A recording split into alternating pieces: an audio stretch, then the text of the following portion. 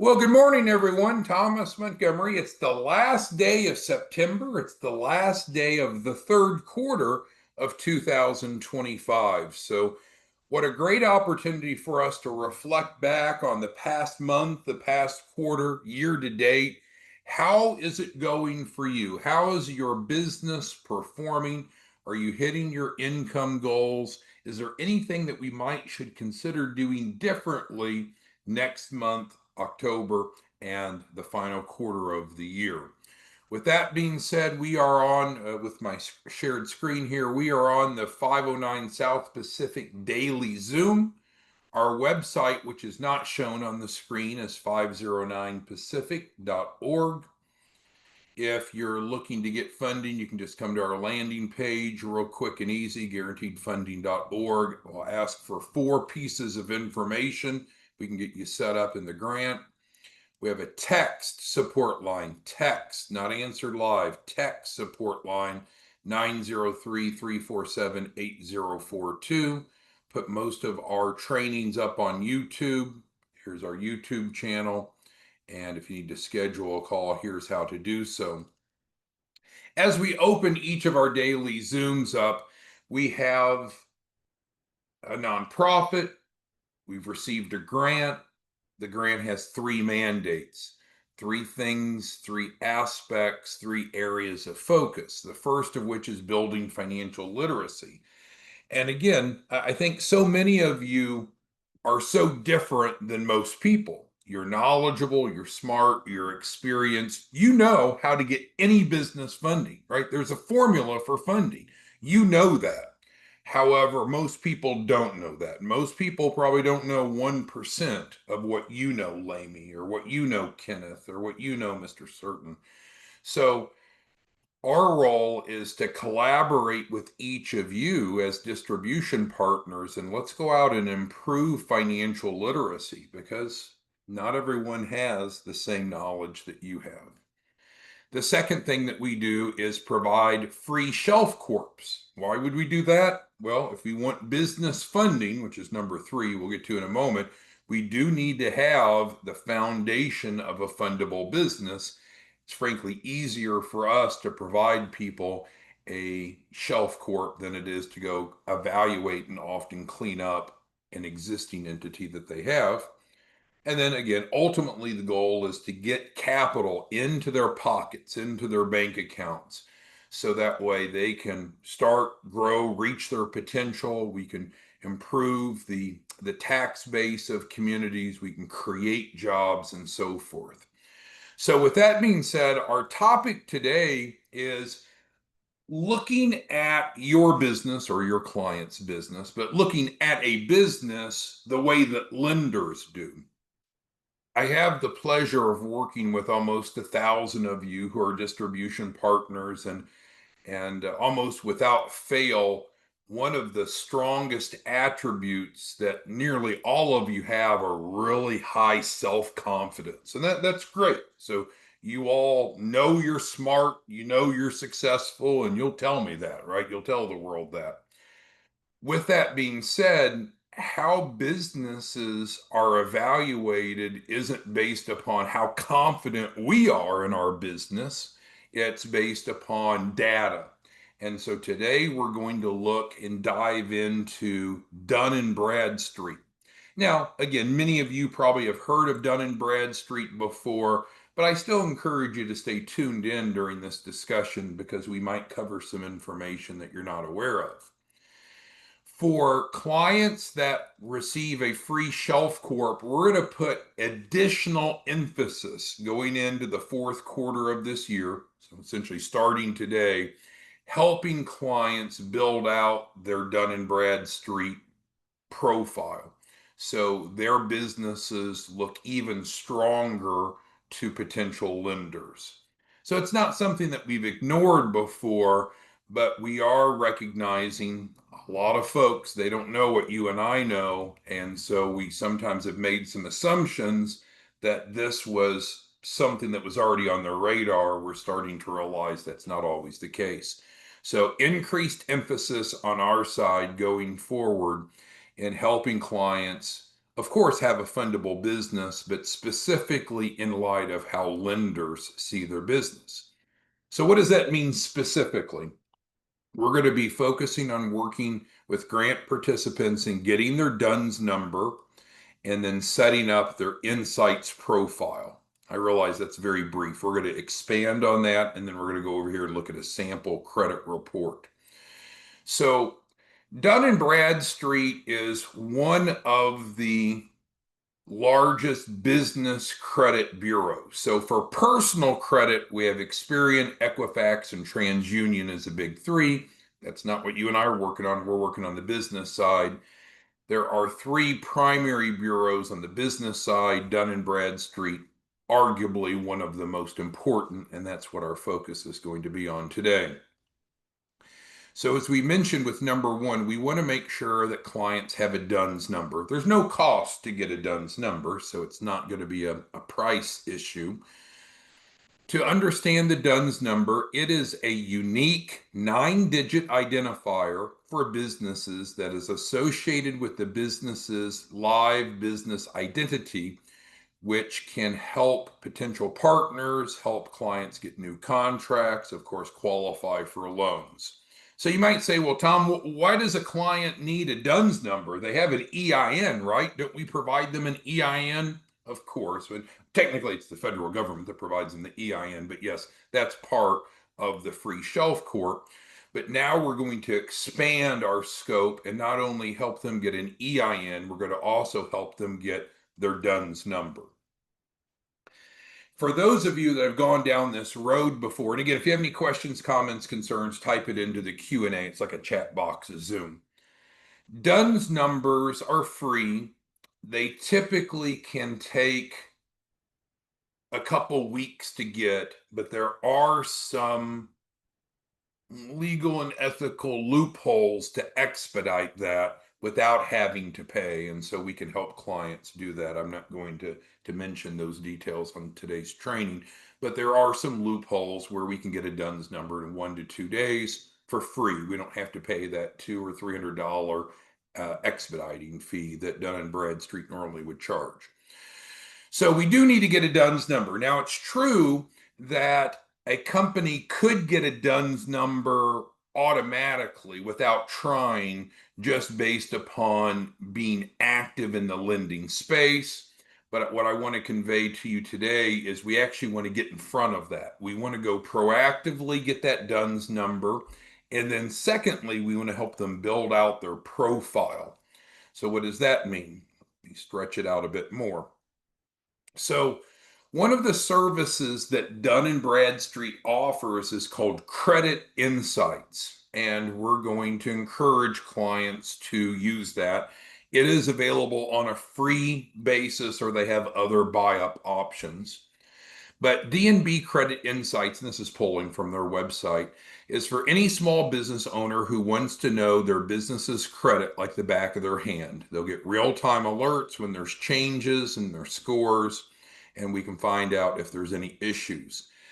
If any of you are distribution partners and you've had a client that applied for funding and didn't get approved, and we're like, well, I wonder why the client didn't get approved.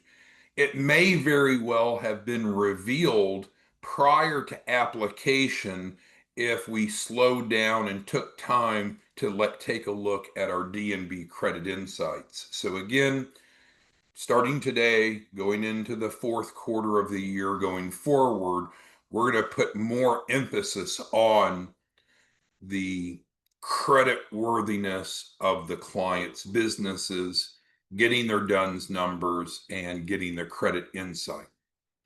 So with that being said, let's go ahead and take a look at this sample report. Let's see about,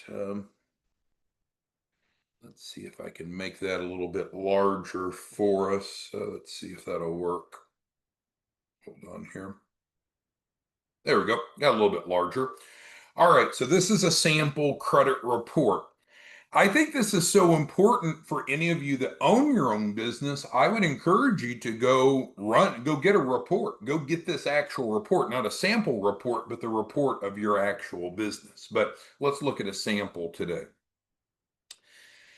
So we can skip some of this introductory information, but a Dun and Bradstreet report provides lenders or suppliers or frankly anyone a deeper understanding of how the client's business is set up, how credible it is. And so this is the table of contents, but let's go ahead and drill in. So on the summary page, there's going to be a snapshot that has key information. And so it's going to have the client's name on it. It's going to have their DUNS number. Remember, we're going to help them each get a DUNS number. It's going to give the full exact name of the business. And just like we've talked about in other trainings, it is very important for our clients to use their full business name consistently. It's going to have the business's address. We provide a free commercial address to every grant participant. They just pay for the mail forwarding. So that is an issue. We've had clients that says like, no, I already have my own business. I want to use my own business. I don't want to use one of your Shelf Corps.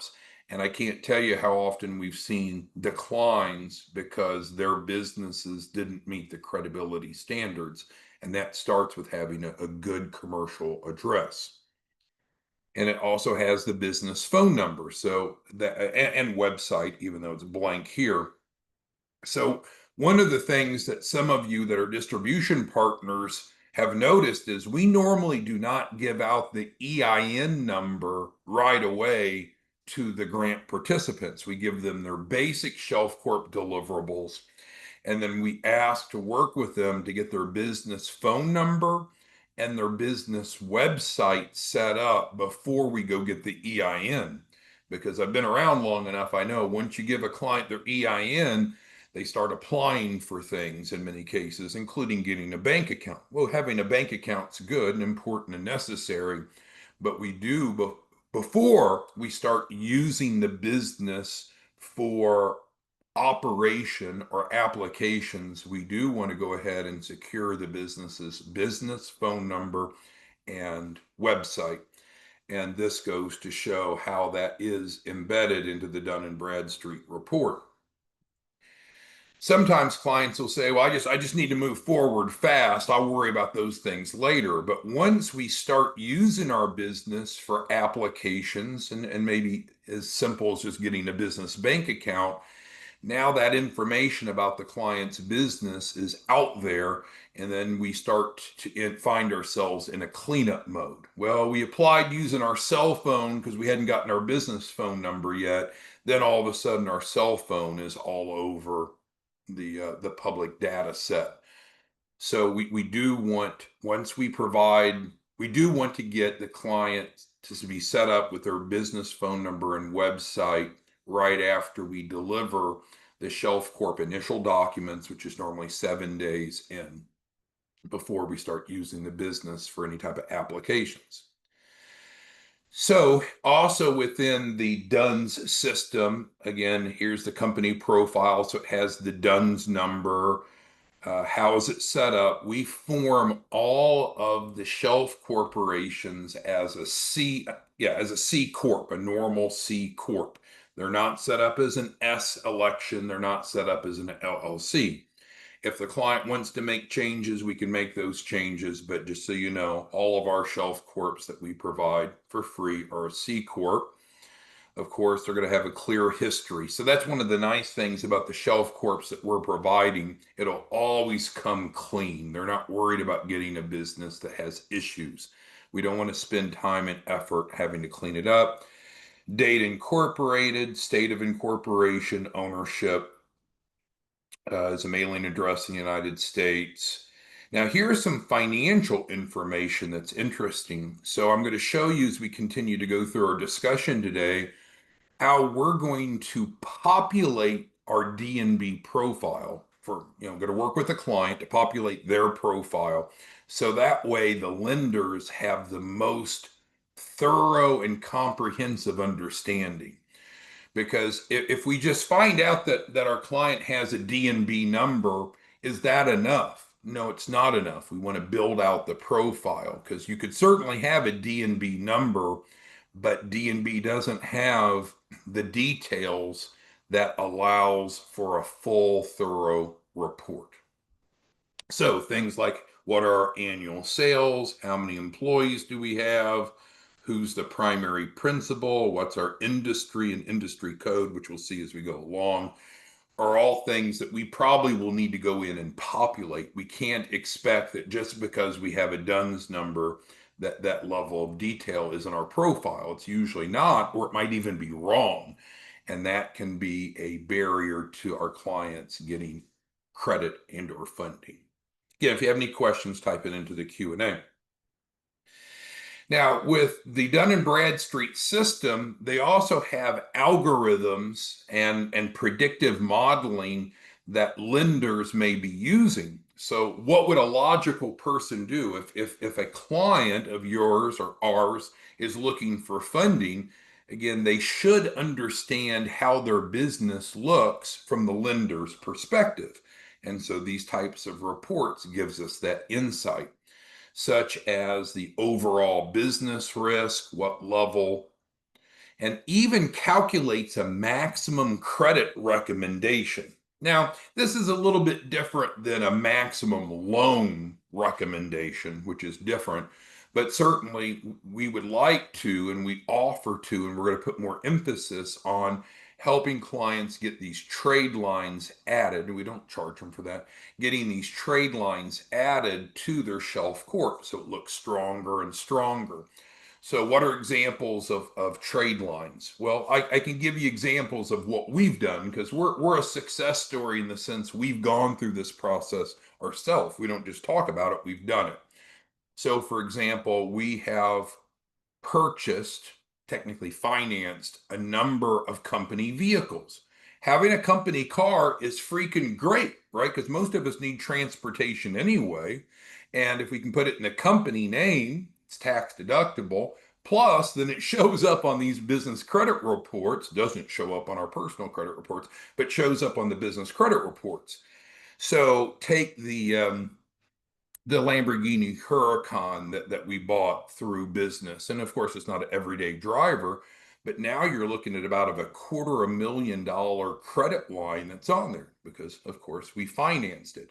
When we help clients buy business vehicles, it's great because if we buy the right type of vehicle, then it falls under Section 179 of the IRS tax code, which allows them to recognize accelerated depreciation. Not trying to hit you with too many specifics, but an example of trade lines could be business automobiles, business real estate, business credit cards, and so forth. So do clients have to do those things? No, nowhere in the agreement does it say they have to, but that allows them to take advantage of having a credible, fundable business, and it also builds their profile, their credit worthiness. So yes, Dun & Bradstreet does calculate a maximum credit recommendation. We want our clients to know what that is. That's how the rest of the world sees their business. There's different types of viability ratings, the viability score, the portfolio comparison, so forth. I'm not going to go into all those details. You can research that more if you want. There is the delinquency score, which is the probability that the company will be delinquent in its repayment. So, of course, we don't want to leave lenders or extenders of credit thinking that we're unreliable, as well as the failure score. The Paydex score is worth more discussion. So the Paydex score goes from 1 to 100. And again, this is a ranking specifically through Dun & Bradstreet. We normally want to have an 80 or higher score. It's not like what you'd think with personal credit where, certainly higher the better. But as long as we're at 80 or above, we're going to be fine. So we would like to work with clients going forward to make sure they have at least an 80 Paydex score because that's going to strengthen their probability of approval. But if the client doesn't want to do that, we can skip it. But just letting you know that's part of our increased focus going forward. And that's not difficult to do. We just need to open a couple trade lines and have those trade lines reporting. Again, a common set of trade lines could be 1 to 2 company automobiles, 1 to 3 business credit cards. That would be a real common mix because we all need business credit cards. We don't want our primary capital raise to be credit cards, but there's going to be incidental expenses we have. We have to put fuel in the Lamborghini, right? So we need at least 1 credit card. So the Paydex score is important. We're going to be paying a lot of attention to that, working with the clients going forward. Trade payments. This is referring to how many extensions of credit that the company has. So using the example, let's say we help your client get 2 business automobiles and 2 company credit cards. Just using that. Maybe you don't like that. Maybe they don't want that, but just using that as our example. That's 4 trade lines. And so then we're able to get a Paydex score with at least 4 trade lines and be able to provide the rest of the world the impression that we are a reliable business and that we will pay our bills on time. There's some detailed trade risk insight, and some of this will even compare the client to other businesses in their industry. So the industry code really matters. Now, if you recall, when we set up each Shelf Corporation, they're all set up as a management consulting business. And that's good because it's easy to get funded and it comes turnkey. Business plans develop, financial projections, and so forth. So that's a good industry code to work off of. However, if the client says, no, I don't want to do that, I want to have a different industry, then we can change everything. We can change the industry code, we can change the business plan, we can change the financials if they wish. But the point I wanted to make is that some financials within the D&B system actually compare to that industry. So it sets a realm of expectations that's specific to the given industry that the client is in. Ownership is important, and we talked about that a little bit earlier. Don't worry about this screen as much as we'll get down legal events. And of course, these Shelf Corps aren't going to have any legal events to worry about, but company profiles where I wanted to get a little deeper. So we had talked early on that we need to fill out the profile information about the company because by default, it won't be populated and it might be populated incorrectly. So making sure that we're clear on the type of business, the date of formation, the description of what we do. So again, this is a great point to bring up. So let's say a client, excuse me, gets a Shelf Corp from you, and they say, no, no, no, no, I don't want to do management consulting. I want to run Airbnbs, just for example. Well, that's fine, but now we need to change the business plan to match what they're wanting to do, unless we're just going to use the Shelf Corp for the capital raise and then move that money to another entity for operations. But also, in addition to the business plan, you can see that there's descriptions of what the business does. For a number of employees, we normally want to say that clients have a base of 5 employees. And you might say, well, isn't that line? Well, no, we could have 5 positions open. Maybe we've only filled one of the 5 with ourselves, the CEO. We have 4 open positions that we've not hired for yet. But in general, for D&B and in general, having at least 5 employees is an answer that the outside world likes a lot better than less than 5. You always have at least 1 because the owner of the business is 1, but 5 is kind of that minimum magic number. All right, and facility type. So again, we have a commercial building I'm standing in right now. I have one of those desks that raise and lower, so I'm standing at the moment. So we provide all clients a unique commercial address at our brick and mortar building, and so it meets those credibility standings, expectations. Financials. So we do want to take that extra step and incorporate and maintain our business financials in Dun and Bradstreet. Because again, Dun and Bradstreet is this aggregator of data that many lenders and extenders of credit will go pull from when determining if they're going to approve an application, and then also determine the terms. In other words, interest rates, length of repayment term, and so forth. So we do want to be diligent and upload or populate our financials on a regular basis. And there are some functionalities of Dun and Bradstreet where we can actually connect our business bank account using Plaid to Dun and Bradstreet so that data comes in, feeds in automatically. And then different federal information. So lastly, web and social. But our main focus, let me scroll back up here, and then I'll pull up my notes. Our primary goal today was to alert you of considering the fact that lenders look at businesses often through Dun and Bradstreet. And if that's the case, which it is, then it makes sense for us in our model to really help clients look as strong as possible through this outlook. And so I wanted you to understand that we're going to place greater emphasis starting today, but going into the fourth quarter of 2025 and going forward, making sure clients have gotten their DUNS numbers and getting their profile set up. Let's go through any questions or comments or concerns that any of you have. Now, if any of you have specific, like Kimberly's asking questions about her individual business. This isn't the platform to do it. We have 747 people this morning, Kimberly, so you don't want them hearing about your business. So if you have individual questions, what do you want to do? You want to text the support line, Kimberly and others. Make sense?